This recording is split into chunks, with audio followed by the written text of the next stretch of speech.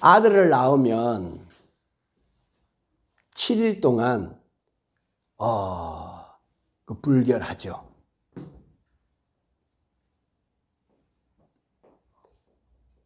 몸에서 피가 나오니까.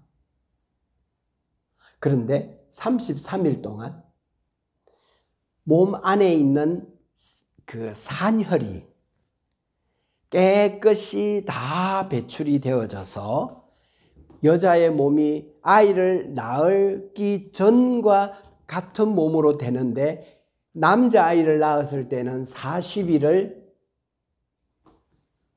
집에서 쉬어야 돼요. 여자아이를 낳았을 때는 14 플러스 66일, 80일이 지나야 공동체에 다시 들어올 수 있어요. 그러니까 남자아이를 낳았을 때는 40일, 여자아이를 낳았을 때는 80일 동안 출산 이후에 여성들이 다른 사람들과 접촉하지 못해요. 그리고 집에서 쉬어야 돼요. 지금으로부터 3,500년 전에 한 나라의 법에 여성의 출산법이 있어요. 이들에게 출산 휴가를 주는 거예요. 이 여성들의 건강을 이 나라의 법이 챙기는 거예요. 아이를 낳아서 사회로 온전히 복귀하기 전까지 이 여성들에게 충분한 쉼과 이런 위로와 격려, 축하의 시기를 보내게 하는 거예요. 3,500년 전에 여러분, 여성들이 아이를 낳으면 사람들의 관심은 어디에 있어요? 아이에게 관심이 있지. 아이를 낳은 여성에게 관심이 별로 없어요. 그때 여성들은 뭔가 하면 집안에서의 그 노동력이잖아요. 그게 빨리, 여자분들이 옛날에 일하다가 애 낳았어요. 그러고 애 놓고 나서 바로 나가서 또 일했잖아. 여성들은 출산하고 난 이후에 여성들의 인격이라는 것은 노동력으로 이해되었기 때문에 사람들이 이렇게 여성들을 취급했어요. 근데 이 나라의 법은 출산한 이후에 여성들에게 충분한 휴가를 주고 있어요. 참 현대에도 보면 출산 휴가라는 것은 완성하기 어려운 법이잖아요. 그런데 4,000년 전에 이런 법이 있었다는 거죠.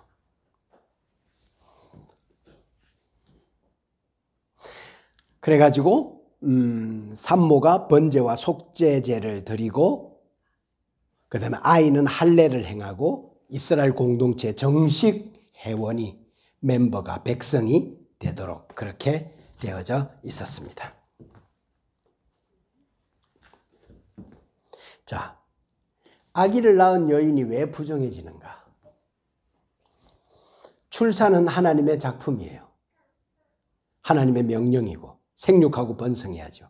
그러니까 부부간에 동침하는 것은 필수죠. 그래서 구약의 자녀의 출산은 하나님의 축복으로 묘사합니다. 그래서 레위기 12장을 읽어보면 아이를 출산한 것 자체가 부정하다고 말하지 않고, 아이를 임신하고 출산하면서 나오는 여인의 몸에 있어야 했던 피가 바깥으로 유출되어지면서 나오는 그 피 때문에, 산혈 때문에 여자가 부정하다라고 말하는 거지, 아이를 낳은 것 자체를 부정하다고 이야기하고 있진 않다라고 하는 걸 이해해야 돼요. 그리고 이 법은 산모와 아이를 보호하는 데 목적이 있지, 규제하고 이렇게 하는 데 목적이 있는 게 아니에요. 보호하는 중에 여자가 뭐 해야 돼요? 아이를 낳고 나면 몸조리해야 돼요. 회복할 수 있는 기회가 있어야 돼요. 충분한 쉼과 안식, 산모의 회복 기간, 그리고 이 기간 동안에 가족들로부터 충분히 축하를 받고, 이런 시간들이 필요하죠.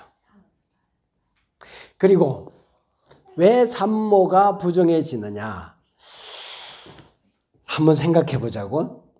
에덴 동산에 선악과를 따먹은 것은 하와 여인을 통해서 선악과를 따먹고 고통스럽게 출산하지 않아도 되는 일들이 죄를 짓고 난 이후에 해산의 고통으로 출산하게 되어지고,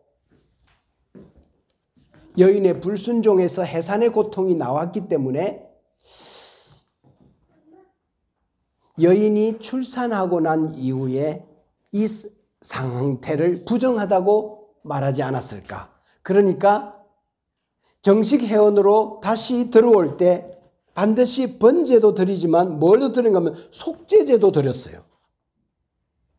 물론 피를 흘렸기 때문에, 그 부정해졌기 때문에 부정해진 것을 해결하기 위해서는 속죄제를 드려야 했지만, 좀 더 깊이 생각해 보면 에덴 동산의 여자의 잘못된 행동으로 인하여 여인의 몸에 출산이 해산하는 고통으로 주어졌기 때문에 여기에서 속죄제도 드려야 했던 것으로 이해했기 때문에 아기를 낳은 여인도 부정해지는 것으로도 이해할 수 있겠다는 생각이 듭니다. 또 질문 하나.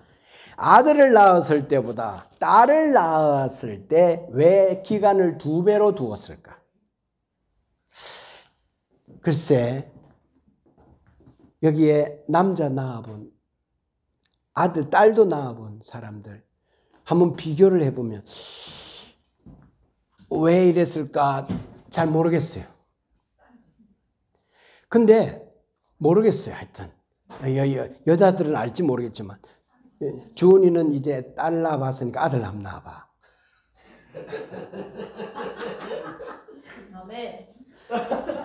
그래 보고 나서 이 말씀이 온몸으로 체험하는, 딸을 낳았을 때가 여자 몸이 훨씬 더 축나고 훨씬 더 휴식기가 길어야 되겠구나 하는 생각도 해볼 수 있지 않겠는가 하는 생각이 들어요. 또 두 번째, 왜 2배일까 생각드는데, 이게 나 순전히 내 묵상이야. 근거 없는. 뭔가 하면, 남자는 하나님이 만들 때 뭘로 만들었죠? 흙으로 만들었어. 근데 여자는 남자의 갈비뼈로 만들었어. 그러니까 하나님 편에서 볼 때 여자 만드는 것이 훨씬 더 뭐라고 하나, 남자는 흙으로 대충 이렇게 만들면 되지만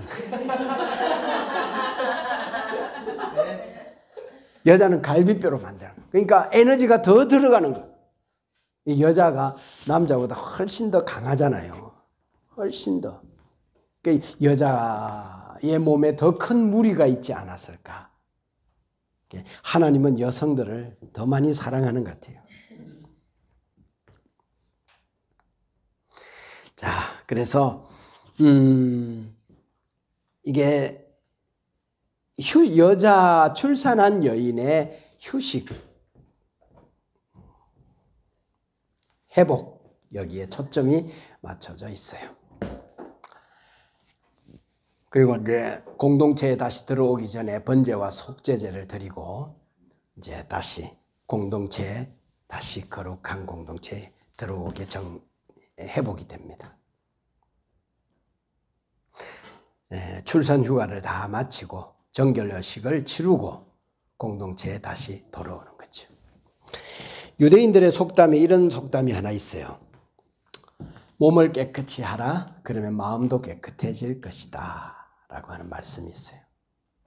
여러분, 우리의 몸과 우리의 마음과 우리의 영이 건강해지는 것이 거룩입니다.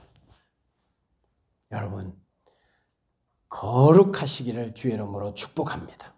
너희 몸을, 그래서 하나님은 우리의 몸을 흙으로 만든 하나님의 작품이기 때문에 우리는 내 몸을 잘 관리하는 것도 영적인 업무예요.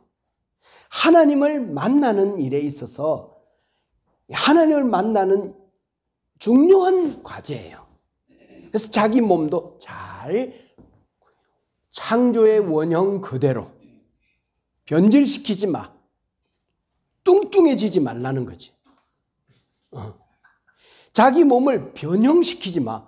그리고 자기 몸이 약하게 해서도 안 돼. 그리고 병들어도 안 되고 유출이 일어났어도 안 되고 비정상적이어도 안 된다는 거예요. 여러분, 예수님이 이 땅에 오셔서 모든 약한 자들과 병자들을 다 끌어안고 사랑하셨어요. 그리고 그들을 고쳐주셨어요. 하나님이 원하시는 것이 뭔가 하면 그런 이 죄로 인한 여러 가지 묶인 그 결박에서 풀어서 그들로 하여금 온전하게 해서 성전에 들어가며 나아가며 찬송하며 기뻐 뛰는 것을 하나님이 더 원하는 줄로 믿습니다. 그러니까 하나님을 만날 수 있는 상황을 항상 준비해 놓은 거예요. 근데 요즘은 사람들이 이 심리적인 부분에 있어서도 압박이 너무 많잖아. 그래서 우울증, 공황장애. 그래서 마음과 정신도 어떻게 해야 되는가 하면 건강해야 돼. 자기 관리. 3,500년 전의 상황과 오늘날의 의료 수준 상황은 너무 많이 달라요. 그래서 이 출산법이 오늘날도 이대로 해야 되는 것은 아니지만 그래서 병원도 있고 의료 수준도 엄청나게 좋아졌고 약의 도움도 많이 받죠. 회복에 좋은 약도 그다음에 의료시설도 산모들을 보호하는 시설도 많이 좋아져서 이대로 꼭 지켜야 되는 건 아니지만 우리가 염두에 둬야 돼요. 그다음에 아이도 예방주사도 맞고 환경도 얼마나 청결해요. 깨끗하고 그리고 음식도 얼마나 건강하게 먹을 수 있잖아요. 제공이 되고 있어요. 그렇기 때문에 이대로 지켜야 되는 건 아니지만 이 법의 정신은 뭔가 하면 출산한 여인의 몸이 온전히 회복되어질 때까지 충분한 쉼과 휴식을 제공하고 온 가족이 도와야 되는 거예요. 지금 생각하면 이 법은 뭐 당연하지라고 생각하지만 3,500년 전으로 되돌아가면 그때 당시 이 지상의 어떤 나라, 선진 나라도 이런 법이 없는 법을 하나님이 그 나라 백성들에게 전해준 거죠. 출산한 여인은 부정하다. 그래서 부정하니까 하나님 앞에 성막에 와서 예배할 수 있다 없다? 없다. 자, 이 말을 조금 뒤집어서 이야기해봐요. 조금 뒤집어서 이야기하면 부정하기 때문에 예배에 올 수 없다라는 말을 뒤집어서 이야기하면 예배마저도 쉬어라 이 말이에요. 예배마저도 쉬어라. 언제까지? 네 몸이 출산하기 전 건강한 몸으로 온전히 회복될 때까지 심지어 예배까지도 쉬어라 라고 하나님께서 여인을 향한 몸의 건강, 그 몸의 온전함도 허락하신, 허용하신. 이건 뭔가 하면 이 부정교리는 그 여인이 부정하다는 데 목적이 있는 것보다는 그 여인이 건강한 몸으로 출산하기 전의 몸으로 회복되어지기를 원하는 하나님의 규례예요. 출산한 여인을 보호하는 규례예요. 그래서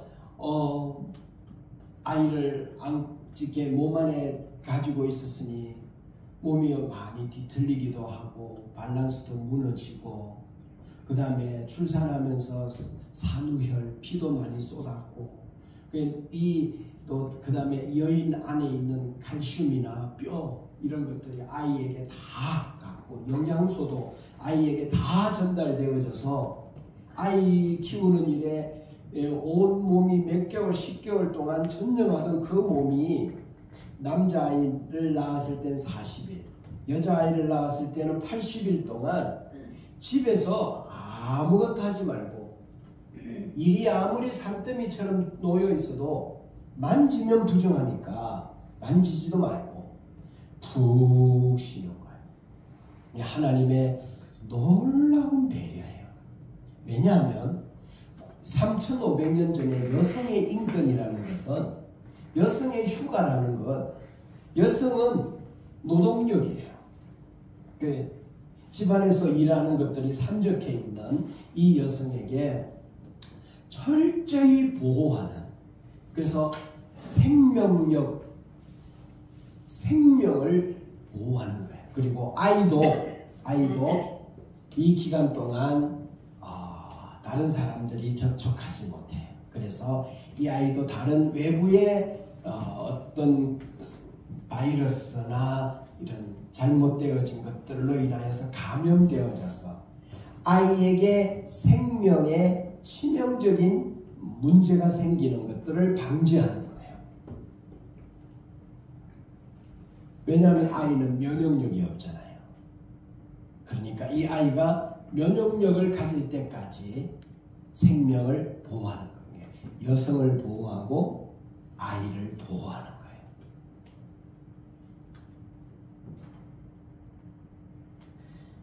그래서 여러분, 산모에게 거룩이란 뭐예요?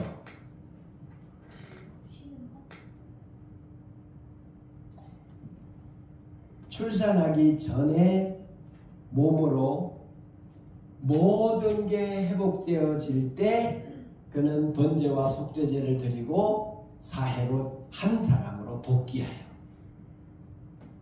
그래서 한 명의 사람으로 이제 사람들과 관계하고 일하고 그다음에 성막에 가서 예배도 드리고, 그래서 산모에게 거룩이란 건강을 회복하는 거예요. 출산 전의 몸 상태로 건강을 회복하는 것, 육체의 회복, 이게 거룩이에요. 비정상적인 이 몸이 원래대로 회복되어지는 것. 그래서 정상적인 사람으로 이제 사회에 복귀하는 거예요. 그래야 사회 복귀가 가능해요.